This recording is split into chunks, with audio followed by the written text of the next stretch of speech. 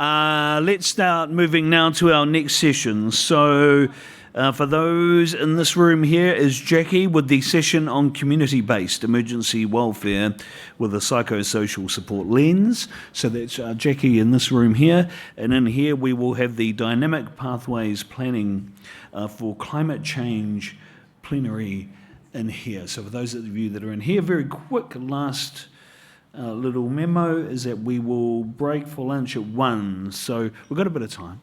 We can go to about 12:50, 12:55 if we want, but we will move at 1 o'clock for lunch. So I'll introduce Nicki very quickly. Nicki will be undertaking this plenary, again on dynamic pathways, planning for climate change. Please give a huge round of applause to Nicki Williams, who will take us through the session. Nicki, tēnā koe.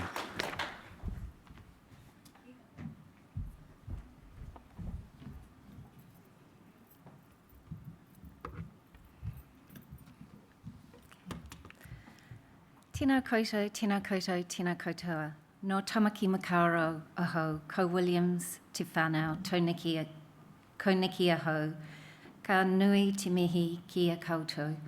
Tēnā koutou, tēnā koutou, tēnā koutou katoa. Welcome to this session. It's a privilege to be here with you all today, and I'll hopefully step through a little bit of where we've come and where we're going in terms of dynamic pathways and working with communities to understand some of the challenges and risks of climate change and to think about decisions. Our climate is rapidly changing, as highlighted in the recent Aotearoa, New Zealand's first adaptation plan, released earlier this year. This plan was developed alongside the National Climate Change Risk Assessment, prepared in 2020, and both have been prepared under the Climate Change Response Act, which is New Zealand's plan to deliver our commitments under the Paris Agreement. As noted in the introduction to the National Adaptation Plan, adapting to the effects of climate change is continuous, and I would also note a very evolving process. It's also reasonably complex, with the need to assess and understand the climate risks, to plan for changing climates, and develop and implement over time the adaptation actions.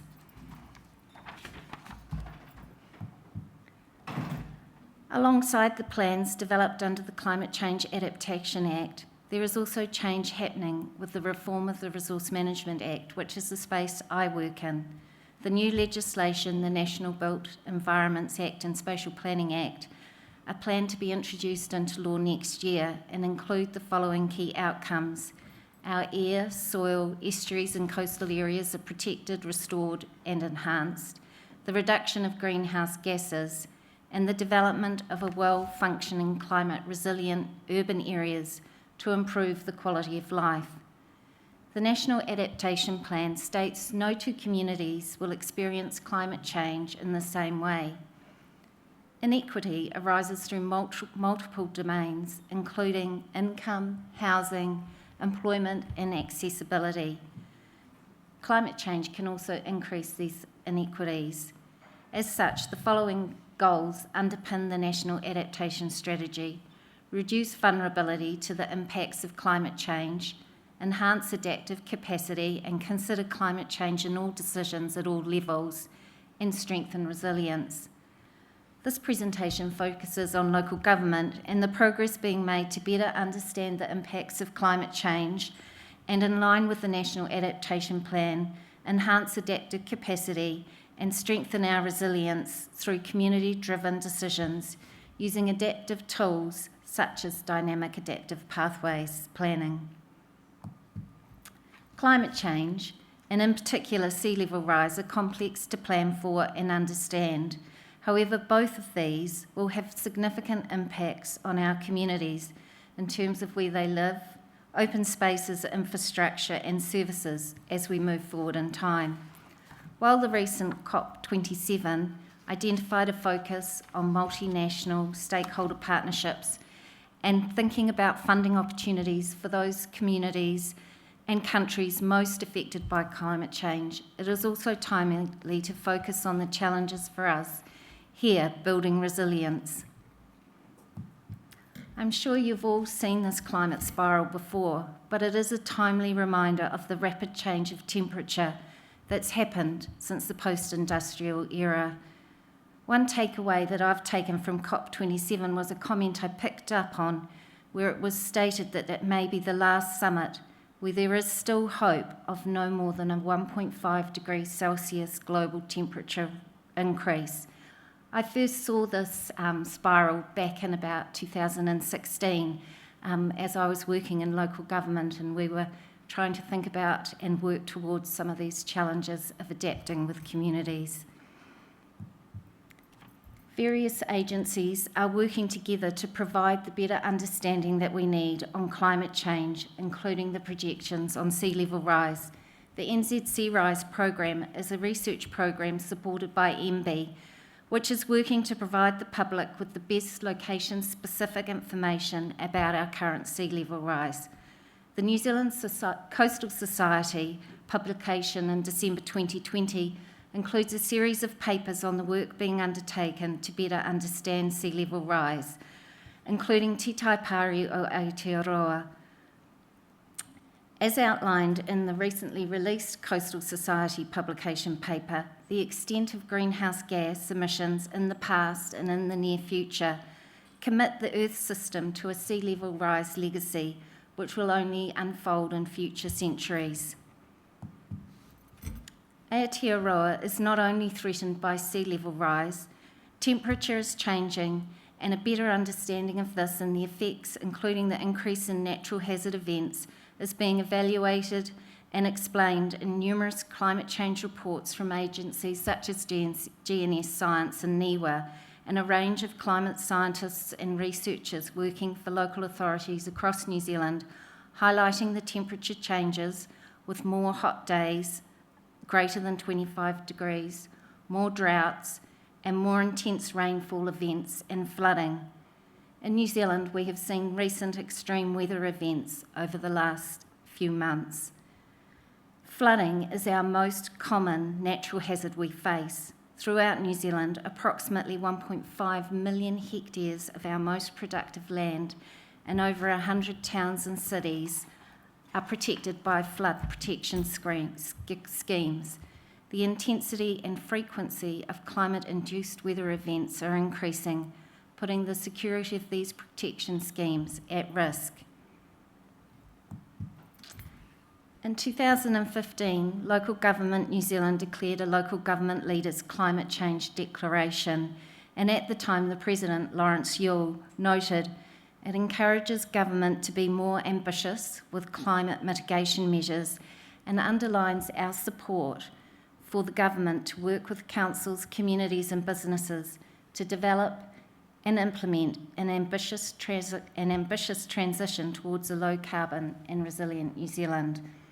At the same time, the Society for Local Government Managers also published a document on climate change stating that councils have opportunities to develop strategic initiatives and practical tools to support positive transition, identifying 3 overarching areas where we can make a difference in addressing the impacts of climate change: building community understanding and preparedness, developing practical processes and tools to help New Zealanders adapt, and strengthen resilience against adverse impacts.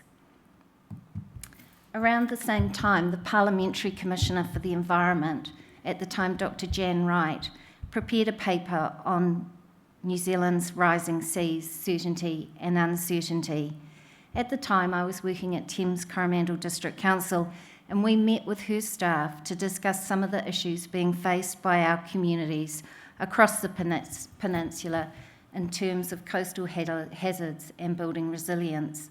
One of her recommendations at the time to the Minister for the Environment and Minister of Conservation was to take the direction of planning for sea level rise out of the NZ Coastal Policy Statement and put it into another policy statement such that envisage dealing with natural hazards. This drive from local government and other agencies, such as the Parliamentary Commissioner for the Environment, highlighted the need for clear strategy and direction from central government. In 2017, the Ministry for the Environment released this guidance for local government about how to manage and adapt to the increased coastal hazards risks posed by climate change and sea level rise.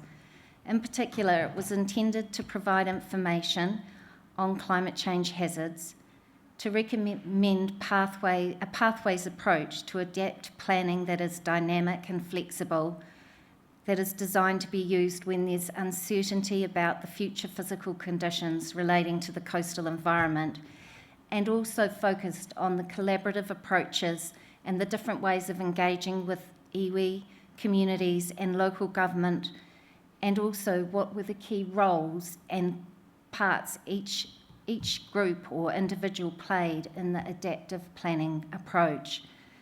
The more recent update on the extent of sea level rise and how changes in land level impact is a further update to the guidance, and these predictions are based on the most recent scenarios from the IPCC's 6th annual report and the more recent analysis of vertical land movement. Following the release of the guidance to local government, the recommendations of the Climate Change Adaptation Technical Working Group, which was co-chaired by Dr. Judy Lawrence and Penny Nelson, were released. This report highlighted that we were only at our very early stages of planning to adapt to the impacts of climate change and recommended the following core actions: a regularly updated National Adaptation Action Plan, the National Climate Risk Assessment, and monitoring and reporting functions. Alongside the national guidance, the national science challenges have been established and evolving. In 2014, the national science challenges were established with the aim to tackle the biggest science-based issues facing New Zealand. And the 11 challenges bring together our top scientists, academics and researchers to work collaboratively across a range of disciplines and institutions and link with worldwide programs to achieve their objectives. Many of these challenges include and relate to the challenges of climate change and have focused on adaptation and supporting our community decision-making through adaptive tools.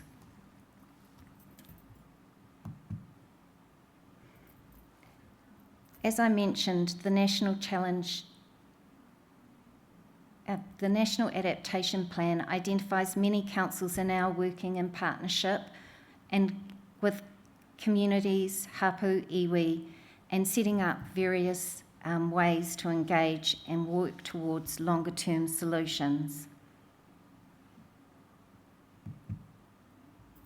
As I mentioned, the national science challenges have been leading the way in providing guidance and better understanding and setting out practical implementation of research tools to support local government working with communities.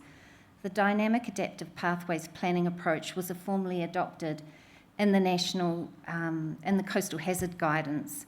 This approach enables a range of possible options and alternate pathways to be developed, with decisions made on a mix of short, medium, and long-term actions. Each optional pathway can be tested and may change over time. The 10-step cycle from the coastal guidance really just is a practical approach which has us gathering information about hazards and community values, thinking about the vulnerability and preparing vulnerability assessments so we understand what the different impacts are for different areas. Other key steps included establishing community values, developing objectives and priorities. Then we moved to the detailed investigations and setting recommendations for coastal hazard adaptation.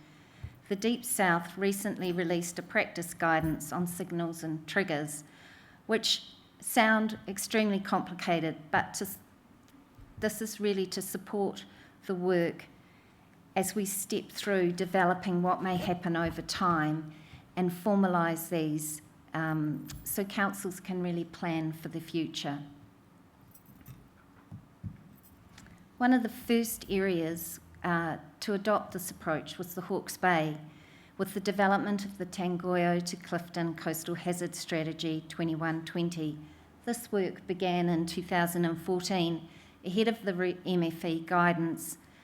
The community-led approach has been successful in creating pathways for each priority area of the coast.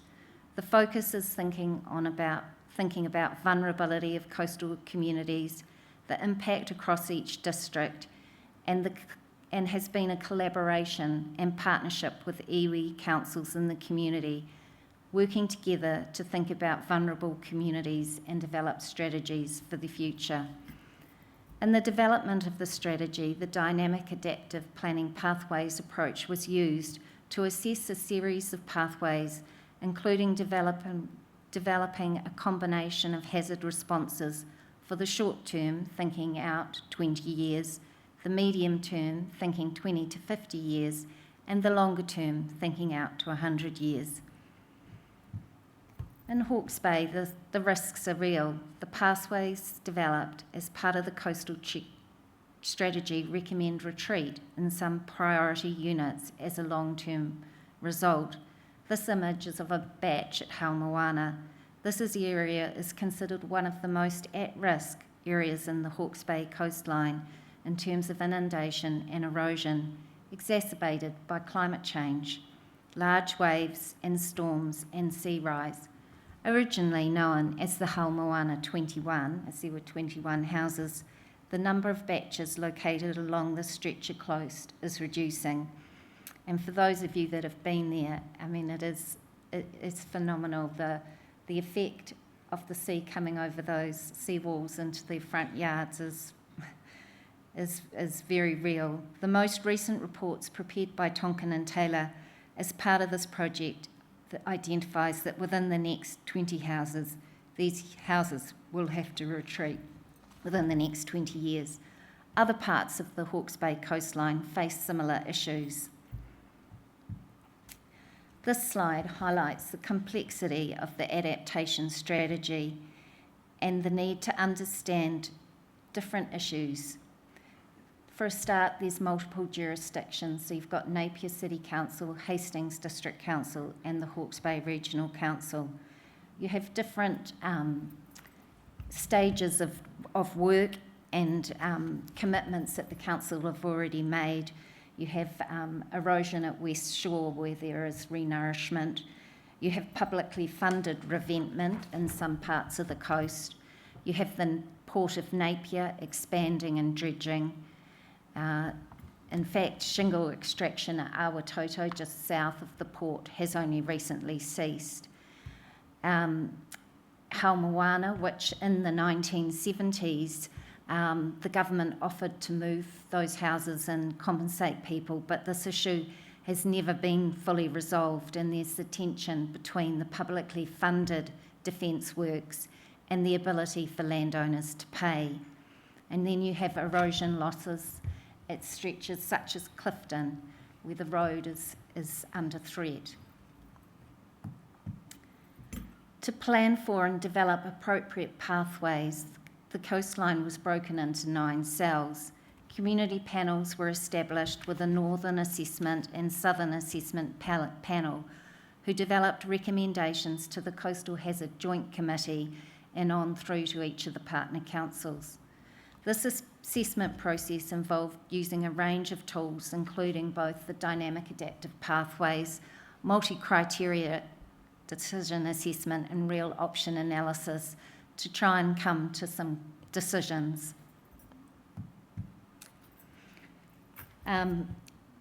This provides a snapshot of the analysis and decision-making, identifying different options for the short, medium, and long term. This is an example at Tiawonga, one of the cells, where different options over the short, medium, and long term have been determined, with ultimately the move to managed retreat. In 2021, the short-term concept design and costing was completed, which assessed the costs of completing the short-term actions agreed as part of the strategy development and assessing funding options. An assessment completed this year by Tonkin and Taylor identifies the indicative costs of planned retreat identifying 40 properties located on the seaward side of Clifton Road that are currently at risk from coastal and erosion and are assumed to be retreated over the next 20 years. As you move forward in time, further regular inundation of properties moves inland. For Hawke's Bay, there are many challenges ahead in terms of implementing the pathways proposed in the coastal strategy and realising the cost of the implementation. It may be that some of the long-term solutions are implemented sooner than originally anticipated. In Tamaki Makaurau, the Coastal Management Framework for the Auckland region was prepared in 2017 and set out the key coastal management principles and tools needed to support a consistent and long-term approach to coastal management for Auckland Council-owned land and assets.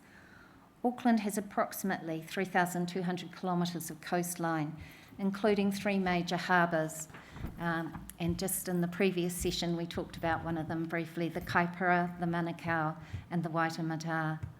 The shoreline adaptation plans consider the potential impacts of coastal erosion, coastal inundation, rainfall flooding, and climate change impacts, including sea level rise, and provide an adaptive planning approach that incorporates the values and priorities of iwi and the values and priorities of communities. These documents are non-statutory strategic plans that consider the implications and seek to provide adaptive pathways based on the values. They give effect to the New Zealand Coastal Policy Statement, which directs Council to identify areas that may be affected by coastal hazard over a time frame of 100 years. These plans are intended to provide a roadmap for the changing coastal management strategies over time. The Council has recently completed its first shoreline adaptation plan with the Whangaparoa Peninsula pilot.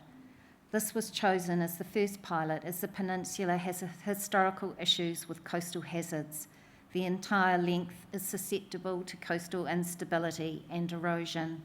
The northern beaches, such as Red Beach, Big Manly, Stanmore Bay and Army Bay, are particularly exposed and susceptible to periodic erosion and coastal storm events.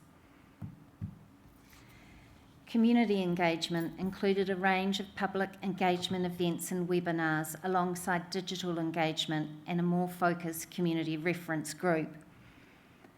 Comments and surveys collected as part of the digital engagement were sorted and grouped into 4 major categories, identifying some of the key features of these public areas of open space across the peninsula: active recreation, passive recreation, environmental, which spanned a range of the care and protection of the natural environment and use of the natural environment, and community, the importance of the community for the coast community connections.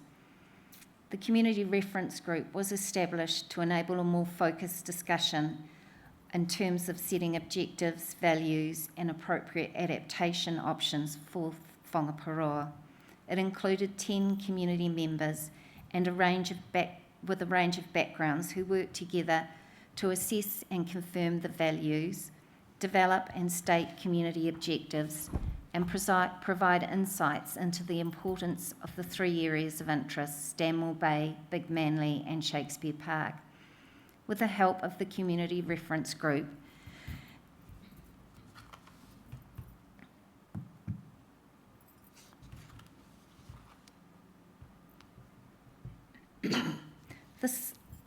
as part of the working with the community reference group, the idea of how strategies change over time were discussed and confirmed, looking again at the short, medium and long term. So there was the option of no active interaction, so really just using natural processes, and the coast, and this strategy is automatically selected across the coastline in areas not owned by Auckland Council at this stage.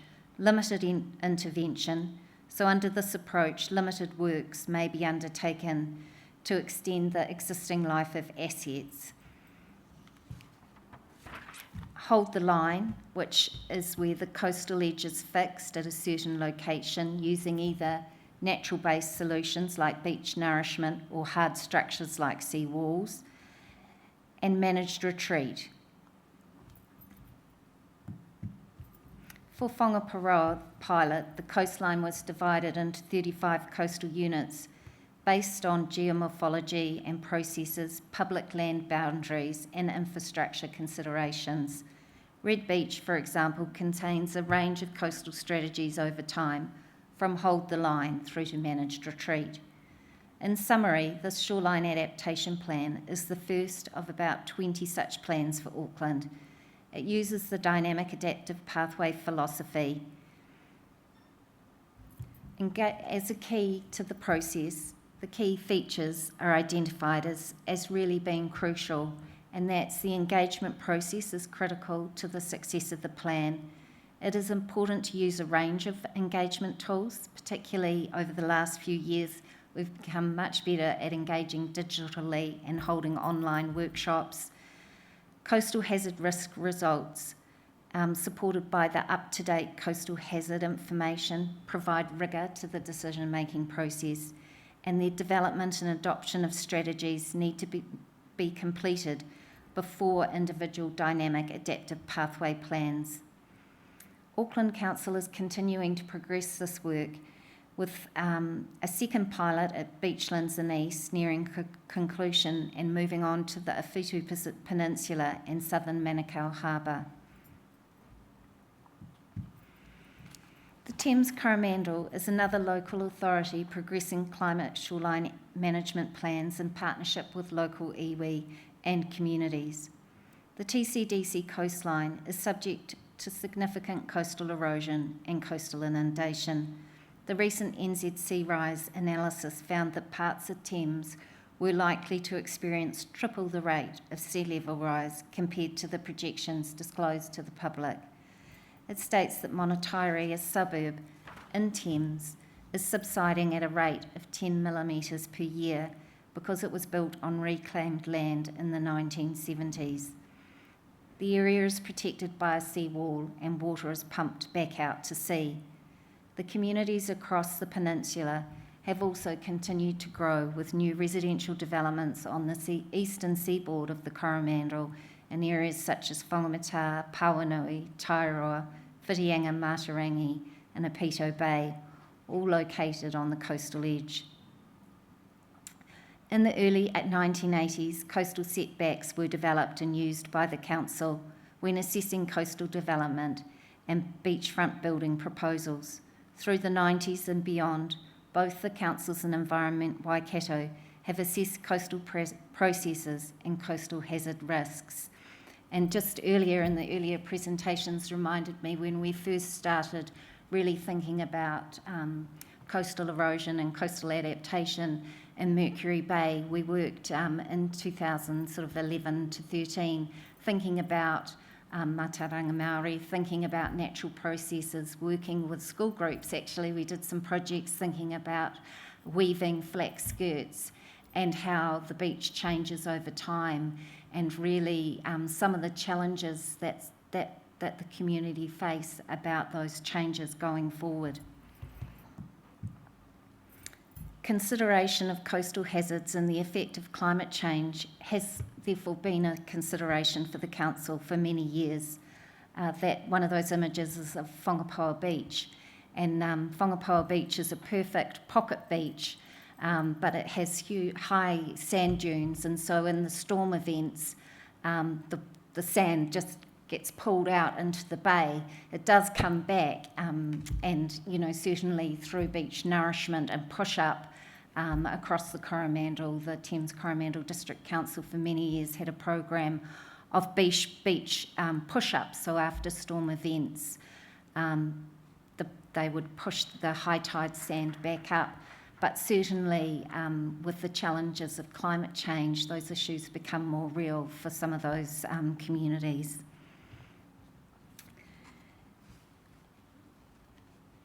In 2019, the council appointed Royal Hosking to undertake a shoreline management plan for the peninsula. The aim was to establish a framework for the management and reduction of risk to people, property, and the environment in taonga associated with coastal hazards. The purpose was to develop coastal adaptation pathways that address the short and medium-term issues. Since 2019, this project has involved identifying hazards, assessing vulnerability and risks to determining adaptation options on thresholds specific to each community. As outlined in the MFE guidance, it sets out a process of identifying values, considering hazards and the tolerability to risk. The objective of the coastal panels for the Thames Coromandel was the co-development of coastal options. The coastal panels were location-specific and involved a number of workshops to consider the adaptation options. In some cases, more information was determined to be required to inform the decisions, but for other areas, such as Whitianga, where the risk associated with inundation in the longer term is predicted to be significant, there is more broad acceptance for protection from flooding. Understanding this requires the assessment of thresholds, triggers and signals, and the focus was understanding this at a community level.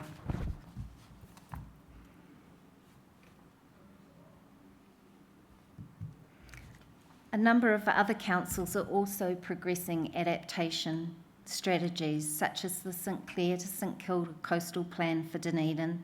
This plan has developed site-specific adaptive plans for each area of the study and was informed by community engagement. The plan identifies a series of short-term actions which were already scheduled and budgeted to take place over the next 3 years and highlights the longer-term pathways. In the far north, the district councils and regional council are working together to progress adaptation planning. In Kaipara District, the Ruawai Adaptive Pathways Project is a pilot project for the council, working with iwi and community to draw on local knowledge and information to develop a community adaptation plan to respond to the coastal changes and increasing natural hazards. In the Wellington region, the Kapiti Coast is progressing the Tukatai Kapiti Coastal Hazards Adaptation Strategy through community collaboration, and the Wellington City has completed a resilience strategy, and a few years ago the Makara project, which was a small community-led collaborative process to create a 100-year strategy. The Wellington Regional Council has also for many years been progressing work towards thinking about climate change particularly, and completed a vulnerability assessment for the whole region, and since then each of the councils are picking up that work and progressing it. Some of the key takeaways highlighted in the work done to date includes engagement with communities is key. However, it is very difficult at a district-wide scale, and the engagement method is crucial, and so having a range of options is important. The scale and scope is vast, but equally important. The information is technical, and it's important to take time to ensure it is understood. Auckland Council has partnered with technical experts such as Tonkin and Taylor to provide the needed technical assessments and disseminate this information so it can be easily understood. Resourcing, time and budgets to fully implement dynamic pathways process may require options to be completed over time, but those options may change. In conclusion, climate change is a game changer for the environment. The environment is dynamic. Designing strategies for the future requires a combined effort from all parties in the decision-making process. We need to understand our communities and work with them to find solutions into the future. I leave you with this whakatauki, which I first came across when I was working at Kapiti Coast, and to me it really really captures the work that needs to be done. Nā te roro, nāku te roro, ka ora ai te iwi. So really it's talking about the collaboration and strengths, that we each have different skills or different baskets that we bring together, and working together the different pieces of the puzzle come so that ultimately we can all flourish and live in these challenging coastal environments. Thank you.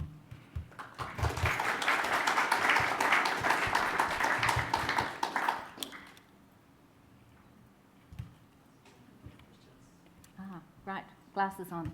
Okay. So the first question, I'm interested to learn more on the criteria you use to identify cells along the coast as a basis for the plan. Was it on physical characteristics, social, cultural, or a mix? Yes, definitely a mix. So, some coastlines are easier that naturally they've got physical, all of them are based largely on physical characteristics, but also you get different areas. For instance, in the Coromandel, you already have an east-west split and a north-south. So definitely it is a combination of those. In Whangaparoa, again, it was taking different segments of that coastline, both sides of it, and breaking them into groups. So the next question is, would you have any lessons learnt from the application of adaptation strategies in New Zealand that could be applicable in the Pacific? Yes, certainly. It's, we're all evolving, and obviously, there's a lot of agencies in New Zealand that work widely across the Pacific and certainly take their learnings from what they're doing in New Zealand with communities. But I think certainly a lot of the work that local government has done in the last 10 years would be helpful across the Pacific in terms of understanding communities and trying to build that collaboration, as we heard earlier, thinking about ancestors, thinking about of working together and using that to make good decisions into the future. Any other questions from anyone? Yeah, feel free. Anyone? Questions?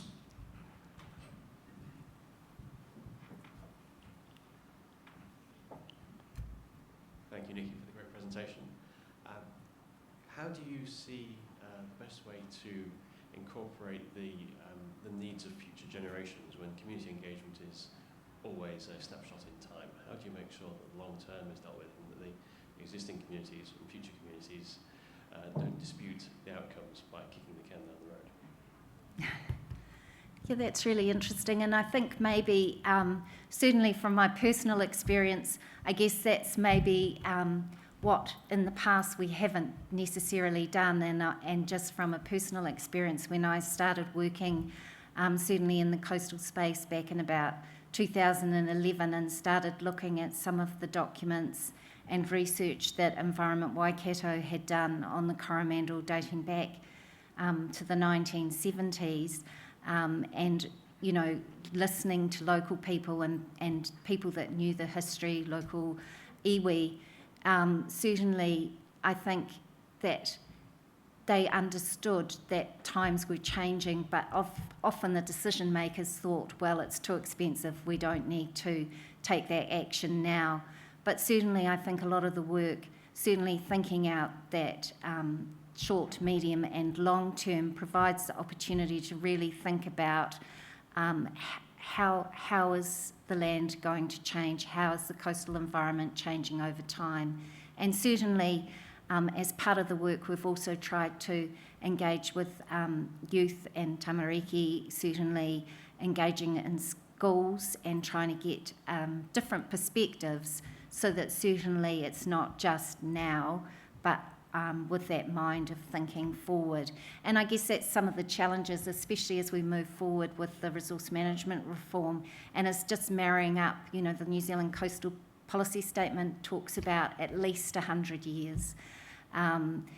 we talk about the short, medium, long term being 20, 50, 100, and yet you get the RMA thinking about plans and strategies that may last 30 years. So it's certainly a challenge, but I think it's something that in local government especially we're much more aware of now and trying to include that longer time frame outlook so that we're not doing something now that will disadvantage future generations.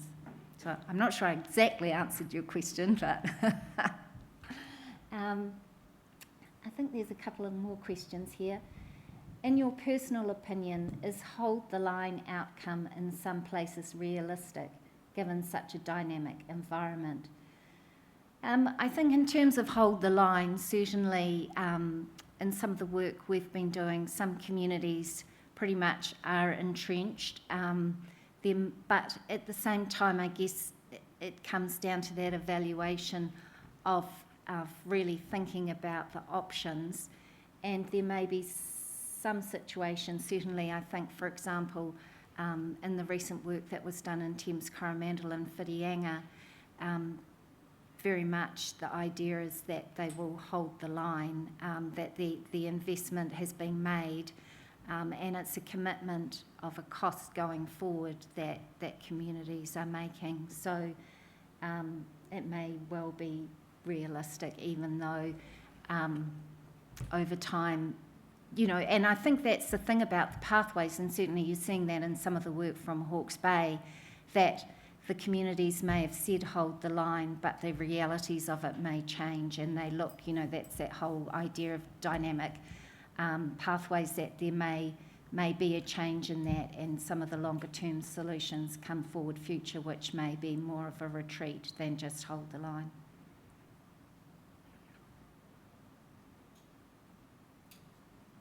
Any other questions? Sprint.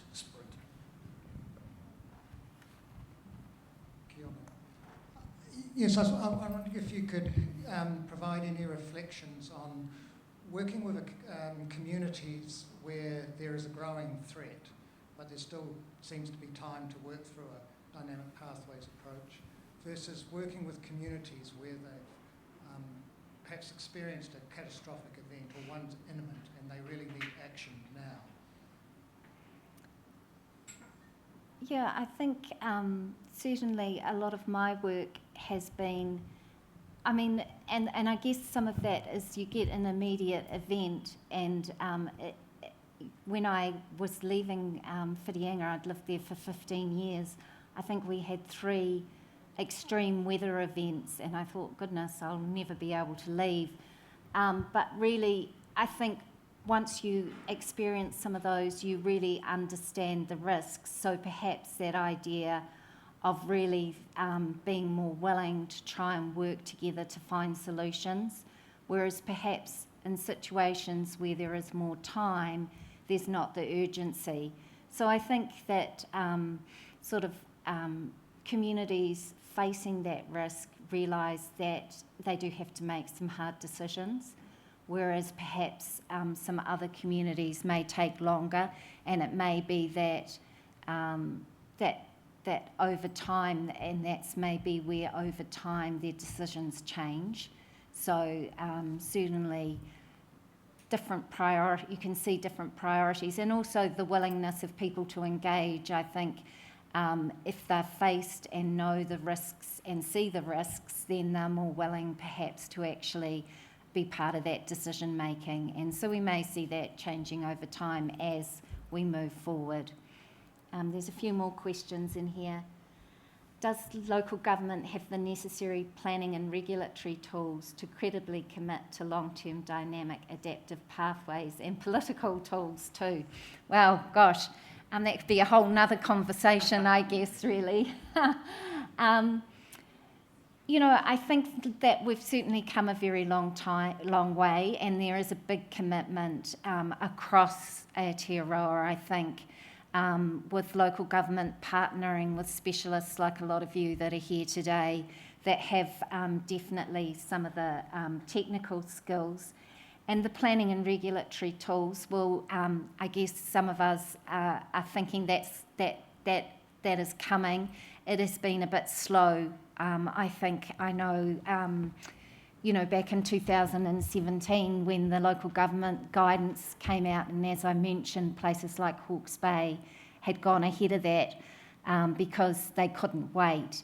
And so it is evolving, but luckily, there's some fantastic researchers and government agencies out there that are working, people like Judy Lawrence, that are really out there working with councils to try and provide those planning and regulatory tools that we need. The political tools will, in the session before, they talked about the short cycle of local government, but thinking about engaging in co-governance, and that may, and where co-governance can play a role in providing that longer duration and that longer time frame to really embed some of those planning and regulatory tools that we need, may be the option as we go forward. There's a few more questions here. It says, how do you ensure adaptation plans are implemented and do not end up sat on a shelf? Well, I think really the time has come, and as I said, when I first started working in this space, you could see reports back to the 1970s where the Regional Council at the time had developed some options and strategies around coastal mitigation works that were never implemented. But certainly I think that time has moved on in the direction with the national adaptation plans. The national risk assessment really has highlighted that there will be no more sitting on the shelf. Communities need solutions and decisions made. And also the integration now of long-term plans and actually embedding that funding, whatever option it may be, whether it is hold the line or retreat, is embedded into that long-term planning framework so it actually does happen. This one says, is DAP used for developing strategies for response to other natural hazards in New Zealand? And yes it is. Certainly a lot of the work that Victoria University has done, and certainly the Hutt River comes to mind as one area where certainly in river flooding as well. And certainly I think as it becomes better used, it will develop so that it can be used as a tool for other natural hazards other than just coastal issues. Any others? This one here. Oh, one over there. Oh, one over here? Oh, okay. I'll go here first. Thank you for your talk. I'm wondering, especially with the Auckland plan for the Whangaparua Peninsula, if it's non-regulatory, how do you make it stick? Because people's houses have been threatening to fall off cliffs in Auckland for decades now, and they're still allowing subdivision and building of new houses on those cliff faces. So if there isn't a regulatory framework to make people not build there anymore, is this not, I mean, it's not pointless, but how do you make people take this advice, I guess?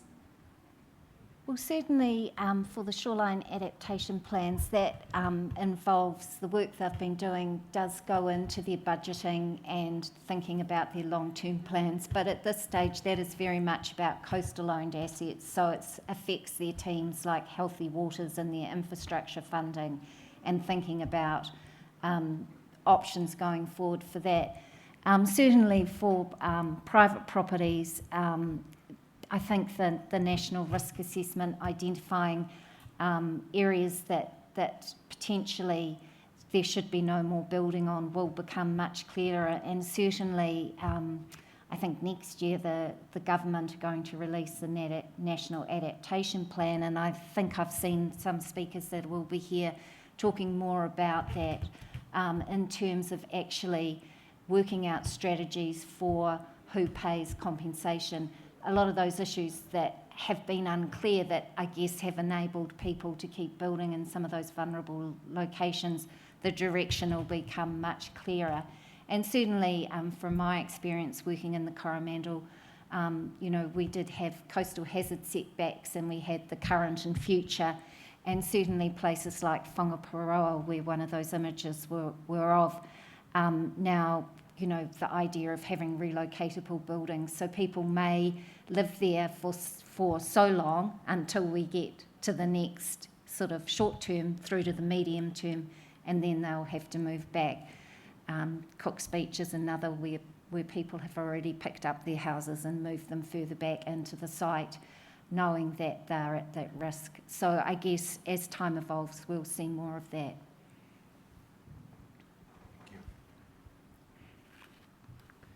I've got a question about the use of dynamic adaptation pathways. Now that depends upon the detection of certain thresholds for taking action. Do you feel there's scope for more community-based coastal monitoring through things such as capturing digital photographs of the state of the coast, perhaps more densified tide gauge network, things like that, to assist with the background to that adaptation pathways approach? Yes, absolutely. And I know that is something that, certainly Auckland Council in their risk assessments and vulnerability assessments use those tools, so that that is kind of all the information that is then presented as part of the sort of analysis that's discussed with the communities. But certainly the aerial photography is really a great tool, and local knowledge and certainly tide gauges, all of those analysis tools are key, and that that's what we rely on the coastal scientists and experts.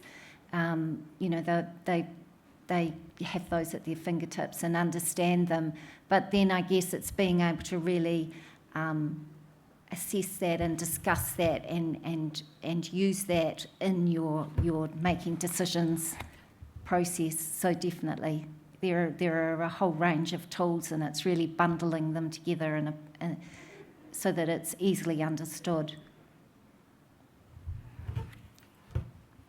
I think that might be it, Nicki. Great. Can I get you to show your appreciation to Nicki for her presentation?